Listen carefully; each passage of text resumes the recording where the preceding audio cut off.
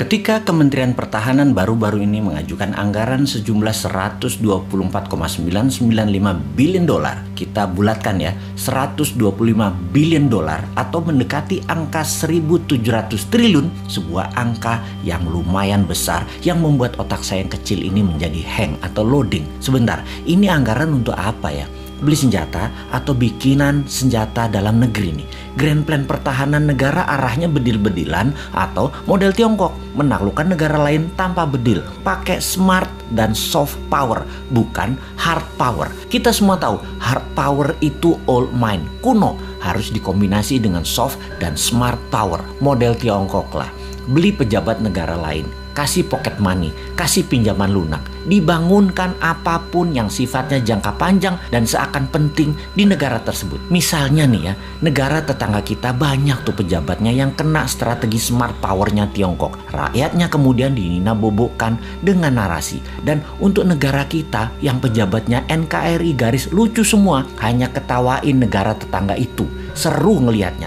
Bener deh, kasihan anak cucu negara tetangga itu nantinya ketika tidak ada narasi yang bisa dibangun untuk bisa menahan kebenaran kelak. Kembali ke anggaran maha besar. Ketika kita mengetahui bahwa anggaran militer itu ternyata pakai hutangan, ini membuat lemes generasi new mind. Lah nanti yang bayar siapa? Ini multi years loh nyicil hutangannya. Bener deh, ini harus dipertanyakan bukan hanya Kofadis Departemen Pertahanan, juga pertanyakan mau bangun militer 1.700 triliun dengan ngutang segede APBN Indonesia dalam 1 tahun itu, kita baliknya dapat apa? Sekarang aja utangnya sudah 6.500 triliun, ditambah BUMN yang minusnya banyak, PLN minus, KAI minus, Garuda minus, serta banyak lagi yang angkanya bikin gemeter new mind. Kalau old mind sih nggak gemeter, karena memang mindsetnya bisanya ngutang. Biasa itu ngutang bagi mereka. Oke, kita yang bodoh ini mau nanya, ini arah militer Indonesia mau kemana ya? Kita tanya, anggap semuanya buat beli alat utama sistem pertahanan, alutsista. Ini kita mau defense, mau bertahan atas serangan dari negara mana? Apa bentuk serangannya mereka emangnya? Sehingga beli penangkisnya apa? Oh oke, kita mungkin mau menyerang. Mau menyerang siapa?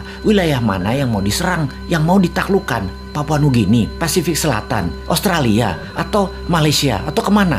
Tiongkok mungkin kita mau taklukkan. Pakai apa penaklukannya? Apa yang didapat dari serangan keluar tersebut? Misalnya mau menaklukkan Tiongkok, kita mau ambil hartanya Tiongkok, mau ambil cewek Tiongkok, atau mau ambil Malaysia supaya kontrol Selat Malaka 100%. Mau kemana kira-kira bos? Apa kita mau perang biologi? Jadi bukan beli senjata berat, tapi bangun senjata biologi buat virus baru. Kalau nggak makan gudeg, pada mati. Virus ini kita akan sebar ke seluruh dunia. Kita buat orang panas dingin, sesak nafas. Tapi begitu makan gudeg, sembuh. Kita siapkan gudegnya. Agen-agen di seluruh dunia, negaranya kita kendalikan. BPOM di negara lain kita mainkan agar gudeg lulus BPOM mereka. Dan makanan lain yang mirip-mirip gudeg gak dapat izin BPOM di negara lain tersebut. Kemudian kita sebar lagi virus lainnya lagi, yang obat penangkalnya rawon. Kemudian virus yang obat penangkalnya empek-empek, nasi padang, dan lain sebagainya. Nah, kalau perangnya begini saya dukung dah. Atau kita beli HARPS. Kita ubah cuaca, kita bikin Papua ada salju agar Indonesia ada 4 musim. Di Indonesia bagian timur, di Maluku, Nusa Tenggara, Papua ada salju. Bayangkan di Maluku dan Nusa Tenggara ada salju, ada pantai.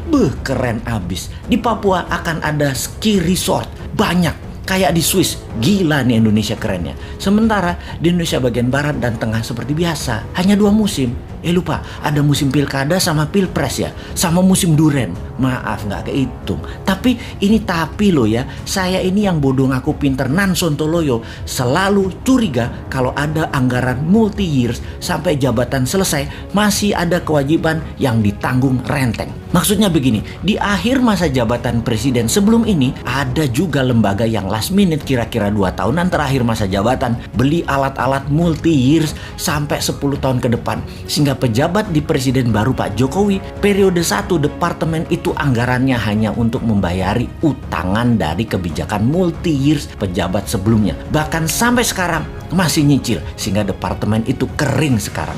Ini ngebayang aja, kalau kita beli barang dari luar negeri, komisinya di luar negeri loh ya. Komisi selalu didapat dari penjual kan. Dan jarang loh penjual nggak ngasih uang tali kasih, itu jarang. Jadi si pejabat periode lalu beli-beli dalam jumlah besar, komisinya di muka dong ya. Gede banget dong komisinya karena dealsnya multi years. Lumayan, namanya juga udah akhir masa jabatan. Mulai paham kenapa si Sontoloyo ini berkerut kening urusan anggaran besar multi years yang ditanggung renteng sampai pejabat berikut-berikutnya. Ya, mudah-mudahan analisa si Bosman ini salah lagi. Karena kayaknya amanah kok pejabatnya. Calon presiden kemudian kok.